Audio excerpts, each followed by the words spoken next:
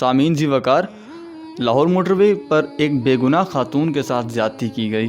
نہ صرف زیادتی کی گئی بلکہ اس پہ تشدد بھی کیا گیا۔ زیادتی اور تشدد اور ظلم کرنے کے بعد اس بیچاری خاتون کو روڈ پر پھینک کے درندے بھاگ گئے۔ پولیس حرکت میں آئی اور ایک ملزم کو گرفتار کر لیا جس کا نام ہے شفقت علی۔ شفقت علی نے بڑے انکشافات کیے ہیں۔ آج کی ویڈیو میں ہم آپ لوگوں کو وہ بتائیں گے، مگر اس سے پہلے آپ لوگوں سے درخواست ہے کہ ہمارے اس یوٹیوب چینل کو ضرور سبسکرائب کر لیجئے گا تاکہ ہر نئی آنے والی ویڈیو آپ لوگوں کو مل سکے۔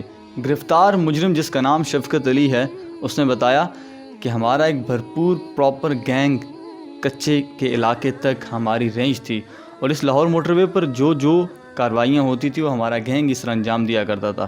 شفقت علی نے مزید کہا کہ اس حادثے میں میرے ساتھ عابد علی، وقار الحسن اور میں اور 2 بندے اور ملوث تھے۔ لوگوں نے دیکھا کہ رات کو یہ گاڑی لاہور موٹر وے پر کھڑی ہوئی ہے۔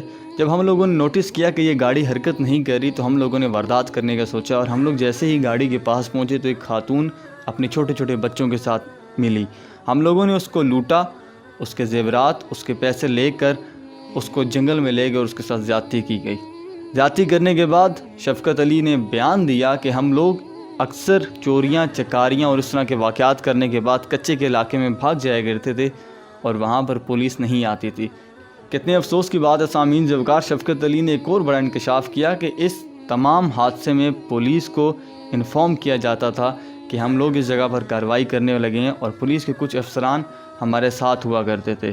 آپ لوگوں سے ایک ہی درخواست ہے کہ آپ لوگ ضرور کمنٹ سیکشن میں مجھے بتائیے گا کہ اب ایک مجرم تو قانون نے پکڑ لیا ہے، ایک اور مجرم عابد علی جو کہ چھپا ہوا ہے، ایک اور مجرم وقار الحسن جو کہ ابھی تک نہیں پکڑا گیا، پولیس کی گرفت میں نہیں آیا۔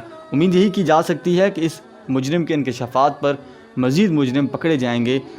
اب پولیس کیا کرتی ہے، کیا اس کو قانون کے مطابق سزا دے گی یا اس کو عبرت کا نشان بنائے گی، سرعام اس کو پھانسی دی جائے گی تاکہ اس طرح کے جو مزید درندے گندگی سوچ رکھتے ہیں، کسی کی عزت کے ساتھ کھیلنے کی کوشش کرتے ہیں، وہ لوگ باز آئیں گے سرعام سزا دیکھنے کے بعد یا نہیں۔